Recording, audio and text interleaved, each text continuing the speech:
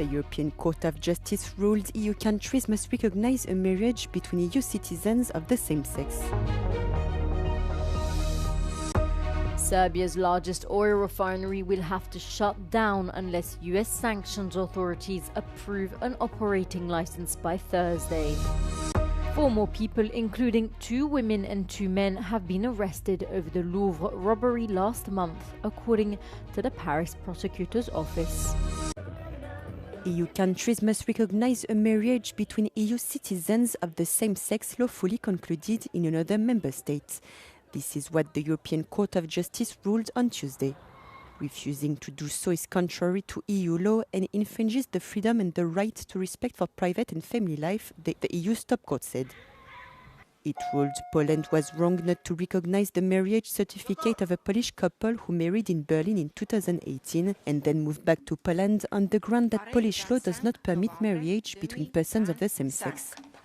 Polish lawmakers' reactions were mixed.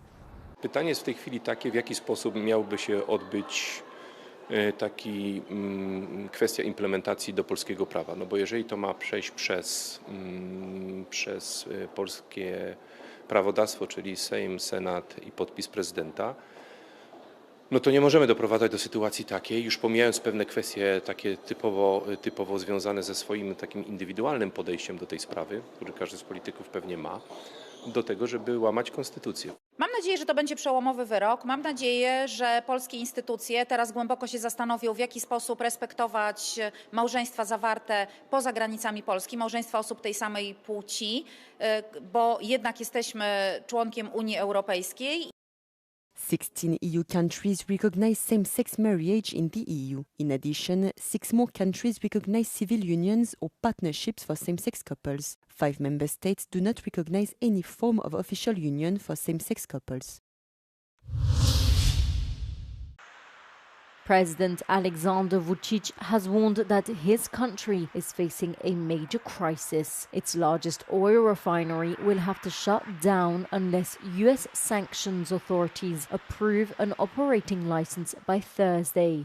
Vučić said that the National Bank of Serbia and all commercial banks working with the petroleum industry of Serbia have been warned they could face sanctions affecting the entire financial system. Mi time konačno I definitivno stavljamo u opasnost I naše poslovne banke I našu centralnu banku. To znači da može doći do potpune obustave platnog prometa I usluga prema stanovništvu, prestanka funkcionisanja platnih kartica, prestanak funkcionisanja izdavanja kredita I svega drugog.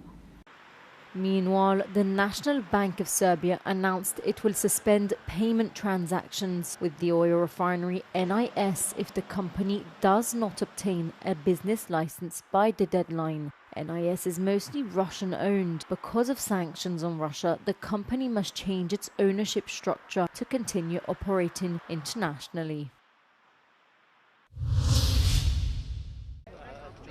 4 more people have been arrested in connection with last month's jewellery heist at the Louvre, according to the Paris prosecutor's office on Tuesday.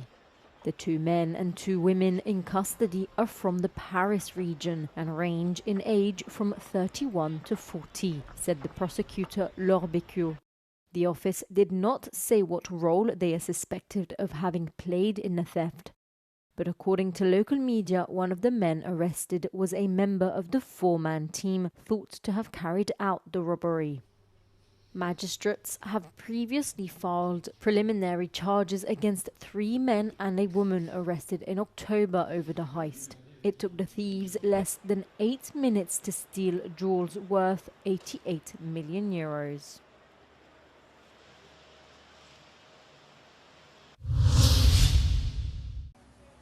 At least 6 people were killed in Russian strikes targeting residential and energy positions in the Ukrainian capital Kyiv and the northeastern Sumy region overnight into Tuesday.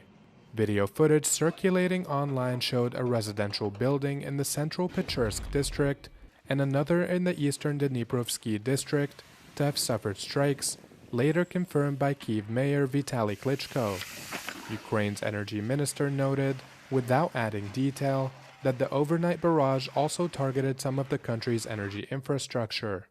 In separate attacks, officials in Sumy announced that a service truck stationed in an area that was victim to repeated Russian attacks late into Monday was struck by a drone in the early hours of Tuesday. The attacks come after U.S. and Ukrainian delegations held talks in the Swiss city of Geneva about a U.S.-Russia brokered peace plan. Ukraine says the talks were very constructive, stating that it shared and discussed almost all of its concerns with the U.S. Kremlin spokesperson Dmitry Peskov said on Monday that Russia had not seen the updated plan following the talks. A Lithuanian court convicted an 18-year-old of performing an arson attack on an IKEA store in Vilnius last year. The court found he acted on behalf of Russian security services and found him guilty of charges including a terrorist act and illegal possession of explosives. The teenager Daniil Bardadim pleaded guilty to the charges. He was sentenced to 3 years and 4 months in prison. Europe has recently been the target of a wave of arson and other sabotage attacks, with Russia accused of being behind them. The Swedish company is thought to have been targeted because the company withdrew from Russia, as well as because of Sweden's support for Ukraine. The store in Vilnius was attacked in May in 2024, when an explosive device set off early in the morning.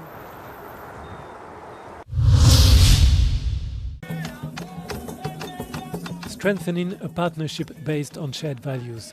This was the message of the 7th summit between the European Union and the African Union, which concluded on Tuesday in Luanda. Participants particularly emphasized the need to achieve peace on all continents through multilateralism and finance. There are no alternative for the multilateral and the international rules-based order, because the alternative is simply the chaos. And we need to avoid the chaos. We need to uphold for the international order in Ukraine, in RDC, in Gaza, in Sudan, elsewhere. The two partners also welcomed the progress made in implementing the Global Getaway. This 150 billion euros program to support African countries is intended to strengthen growth and accelerate climate and digital transitions.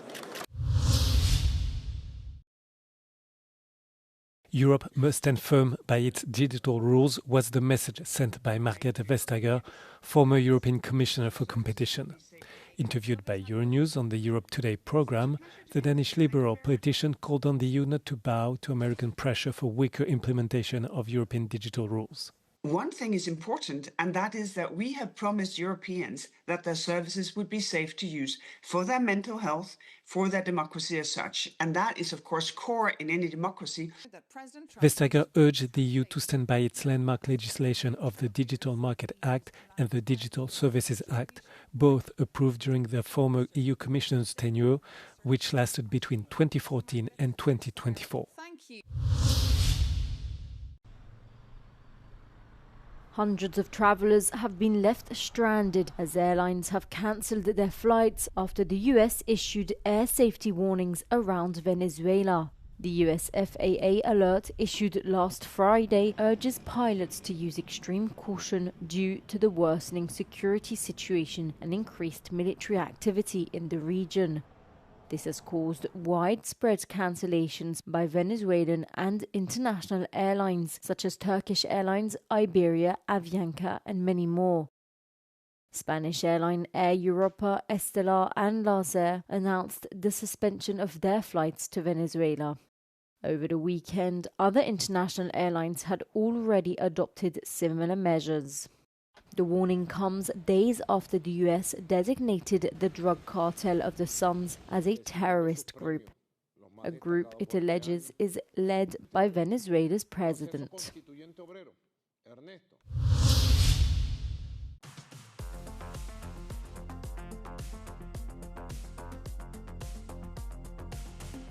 The who's who of fashion, arts, and culture have converged on Doha, and it's all for a good cause. The Francophone Gala is being held at the Museum of Islamic Art, bringing together celebrities in honor of the late Vogue Italia editor, Franca Sozzani. Well, she was an extraordinary, fearless, courageous woman who took endless risks and really stood up for everything that she believed in, whether it was climate change or women's rights. After Franca's passing in 2016 from a rare lung cancer, her son launched the Franca Fund for Preventive Genomics, teaming up with Harvard geneticist Dr. Robert Green to push DNA-based research forward. And we now have some sense of what is going to put you at risk for cancer, heart disease, some types of autism, a whole range of things. Among the stars remembering her impact, supermodel Gisele Bündchen, who worked closely with Franca for years. She was a very soft-spoken lady, but very strong, Italian, very Italian, and very loving, a very nice person who was very great at what she did. For many, she was a trailblazer with a generous spirit.